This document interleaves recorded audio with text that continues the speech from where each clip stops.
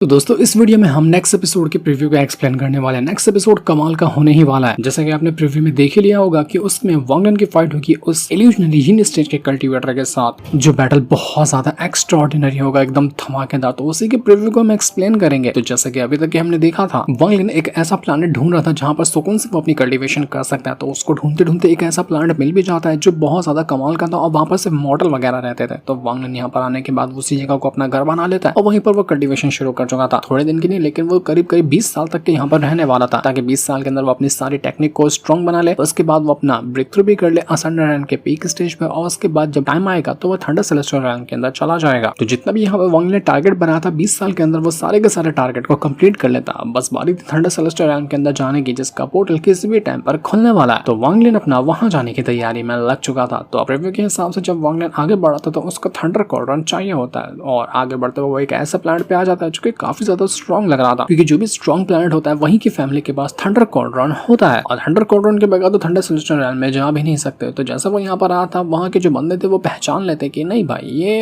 हमें नहीं लगता कि सही वाला थंडर मैसेंजर है, क्योंकि थंडर मैसेंजर जब थंडर सेलेस्टियल ओपन होने वाला था ना, तो ऑलरेडी वहीं पर मौजूद होते हैं और उनके पास फर्नेस भी होता है। लेकिन ये बंदा जो है, इसके पास ना कॉर्डन है ना वो वहाँ पर मौजूद है, जिसका मतलब साफ है कि ये कोई बहरूपिया है। वांगलन भी ये सोच के थोड़ा टेंशन में आ चुका था कि भाई बात तो सही है, इनको मेरी सच्चाई मालूम पड़ गई, तो अब मैटर इतनी शांति से खत्म नहीं होगा। यहाँ पर कोई ना कोई तरीका ढूंढना पड़ेगा यहाँ से इनसे कॉर्डन भी लेने का और आराम से यहाँ से निकलने का भी, क्योंकि इन लोगों को सच्चाई पता चल चुकी, तो ये ऐसा शांत नहीं बैठने वाले, और ऐसा होने भी वाला था, क्योंकि जितने भी लोग थे वो सभी अपनी पावर का इस्तेमाल करते हैं और वांगलन के पीछे पड़ जाते हैं कि हम तुझे छोड़ने वाले नहीं है। तो एक बहरूपिया इंसान हमें यहाँ पर धोखे में डालने के बारे में सोच भी कैसे रहा था। एल्डर जो था, ओल्ड मैन, जो यहाँ पर सबसे ज्यादा पावरफुल है और इल्यूजनरी yin स्टेज का कल्टीवेटर है, वही अपने साथियों से कहता है कि जाओ और इसको जान से मार डालो, इसको बिल्कुल भी नहीं छोड़ना। लेकिन वांगलन को इससे क्या ही फर्क पड़ने वाला था। यहाँ पे करीब 100-200 लोग के आसपास लोग होंगे और इनको मारना वांगलन के बाएं हाथ का खेल है। वो तुरंत अपनी पावर का इस्तेमाल करता है, अपने लाइटनिंग पावर का यूज करते हुए एक के बाद एक करते हुए कई सारे अटैक करता है। वो अपने किलिंग बीस्ट का भी इस्तेमाल करता है। लेकिन जब यहाँ पर वो ओल्ड मैन देखता है ना किलिंग बीस्ट को, वो कहने लग गया था कि जब ये बंदा ही बहरूपिया है तो इसका जो किलिंग बीस्ट है ना, ये भी पक्का कोई गलत ही होगा, फेक किलिंग बीस्ट होगा ये, इसलिए उसके सामने टिकना बहुत आसान बात होगी। जबकि उसको नहीं पता कि भले से वांगलन थंडर सेलेस्टियल रेल्म का मैसेंजर नहीं है, लेकिन उसका किलिंग बीस्ट जो है ना वो फेक नहीं है, वो सच में उतना ज्यादा स्ट्रॉन्ग है जितना को दिखता है। इसी गलतफहमी में जब यहाँ पर वो ओल्ड मैन वांगलन के ऊपर अटैक करने जा रहा था, तो किलिंग बीस्ट की वजह से उसकी हालत खराब हो जाती है। किलिंग बीस्ट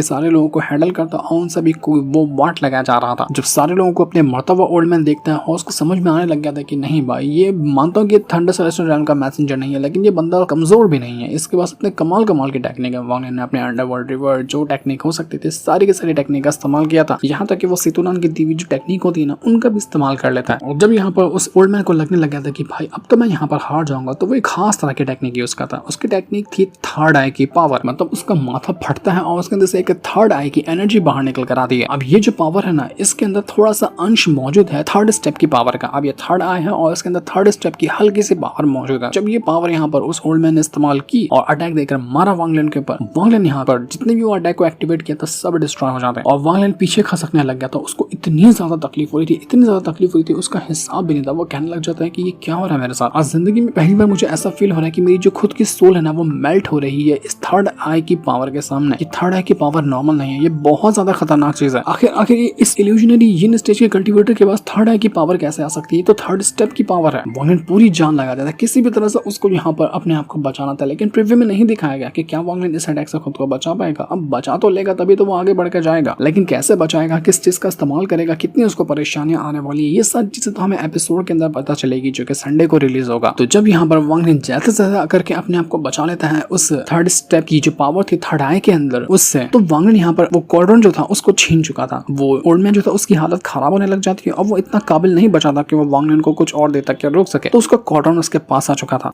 वांगलन का मकसद था यहाँ पर सिर्फ कॉर्डन को हासिल करना, लेकिन उसका दिल आ गया था एक और चीज पर, और वो चीज थी वही थर्ड आई की पावर। वो कहने लग जाता है कि यार सच में कह रहा हूँ, थर्ड आई की पावर बहुत कमाल की, काश ये पावर मेरे पास होती तो मैं तो इसको और अच्छे से इस्तेमाल कर पाता, क्योंकि मैं जानता हूँ कि इसके अंदर थर्ड स्टेप की पावर है, मेरे पास खुद थर्ड स्टेप की पावर का हल्का सा अंश मौजूद है। तो जब दोनों कनेक्ट होंगे ना, तो बहुत अच्छी तरह से मैं इसका इस्तेमाल कर पाऊंगा। तो इसलिए वो यहाँ पर उस ओल्ड मैन को ऑफर देता है कि देख, मुझे नजर ये थर्ड आई की पावर पसंद आ गई है, तो क्या तो मुझे वो स्पेल देगा जिसके जरिए तूने इस थर्ड आई की पावर का इस्तेमाल किया। ओल्ड मैन की पहले से हालत खराब थी, वो वांगलन से कहना चाहता है कि देख, तूने मेरा थंडर कॉर्डन चुरा लिया, अब तू यहाँ से भागता है कि नहीं भागता है। मैं अभी अपना illusionary yin stage break through किया हूँ, तो इसलिए मेरे पास उतनी ज्यादा पावर नहीं है कि मैं तेरा ढंग से मुकाबला कर पाया, और मैं काफी ज्यादा कमजोर था और तूने मुझे हरा दिया। अगर मैं थोड़ा और टाइम पहले अपना ब्रेक थ्रू किया होता ना तो पक्का मैं तुझे यहाँ पर मार देता। एक तो मेरा क्वाड्रेंट भी चुरा लिया, अब तो यहाँ पर मुझे मेरे ही स्पेल को मांगने की रिक्वेस्ट कर रहा है।